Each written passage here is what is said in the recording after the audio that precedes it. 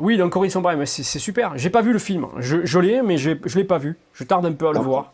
moi, non seulement ça lui a coûté de devenir chaman, mais en plus, ça lui avait coûté auparavant de ne pas suivre sa voie de chaman. Et ça, c'est intéressant. Parce que au final, elle n'avait pas vu, su ou pas compris qu'elle était chamane. Elle a accepté de payer le prix pour devenir chamane. Et aujourd'hui, elle continue à être chamane avec la connaissance du prix qu'elle a à payer pour le faire. Ça, je trouve ça beau. Et quel était son prix alors? Ah bah en fait, avant qu'elle suive cette voie du chamanisme qui était la sienne et qu'elle le découvre, elle a eu plein de malheurs dans sa vie. Oui. Elle a eu plein d'accidents, plein de malheurs. Mm. Et le chaman qui l'a initié lui explique que si tu refuses de suivre cette voie-là, les esprits, le grand tout, appelle-le comme tu veux, mais te font payer le fait que tu refuses de suivre ta voie. Bien sûr. C'est après ce que tu Ensuite, as, c'est la maladie chamanique. exactement, Très souvent, tu as ça. exactement. Moi, je sais que j'ai ma maladie chamanique, je la connais, hein. Et depuis que j'ai identifié ça et depuis que je fais du chamanisme, cette maladie que j'ai, c'est une maladie rare, elle est domptée. Hmm. Que je pourrais pas être comme je suis là. Parce que c'est quelque chose, ce que j'ai, c'est un truc qui donne des fatigues intenses. Alors j'ai des fatigues, mais je sais que j'ai des personnes, que je connais des personnes qui ont ça, qui des fois sont en chaise roulante. Le Hmm. lendemain, un jour ils sont bien, le lendemain ils marchent pas. Tu vois ce que je veux dire? Ouais. Euh, mais je sais que c'est ma maladie chamanique. Après, elle t'explique que bah, du coup, c'est des années de formation, hein, avec c'est même pas elle ni le chaman qui a découvert son don qui choisit le chaman qui va l'initier. C'est en gros le hasard, quoi. Elle tombe sur le chaman qui va l'initier. C'est comme ça. Et ensuite, c'est des longues années d'initiation où bah, tu apprends. Elle t'explique les trans, les souffrances physiques après les trans, pendant la transe. Elle évoque aussi ce dont tu parles, toi, le fait que les gens aient besoin des chamans, mais qu'ils en aient peur aussi. Et puis après, elle t'explique toutes les guérisons inexpliquées, toutes les choses qu'elle sait et qu'elle ne sait pas pourquoi elle le sait. Elle t'explique ses trans, ce qu'elle voit, ce qu'elle entend, comment elle le perçoit. Et ouais, c'est super intéressant parce que ça te met une claque, quoi. Bah oui, bah oui, c'est clair. Mais après, je pense que maintenant, on a, comme on est, voilà, effectivement, il y a une chose dont je suis sûr, c'est qu'effectivement, au niveau énergétique, le taux vibratoire de chacun a augmenté. Ça, il y a des choses qui ont changé, ça c'est sûr.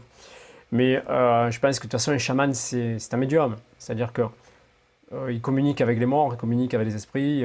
C'est pour ça qu'on ne peut pas s'inventer. Et, tu sais, il y a des personnes, des fois, en travaillant, ils vont arriver à un niveau, hein.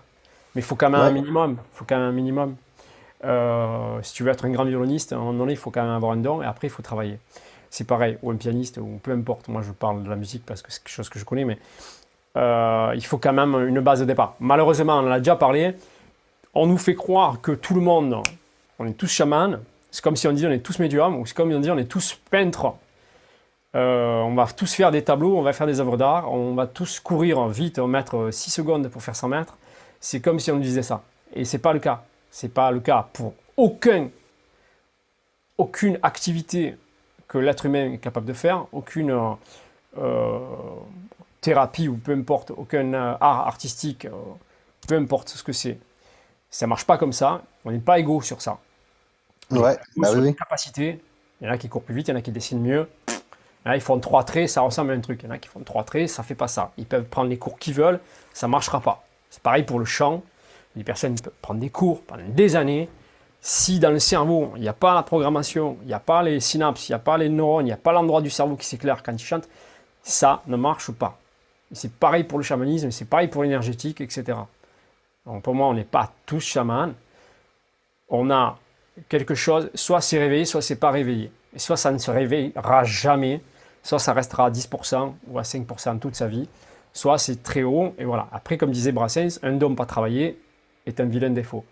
Donc il faut le travailler, et ça rejoint le karma, ce que tu disais Corinne Sombrin, c'est ça. Si ton karma c'est d'être guérisseur, si ton karma c'est d'être chaman, tu vas être rattrapé et ça va pas le faire. Et tu vas tomber malade et tu vas avoir des problèmes.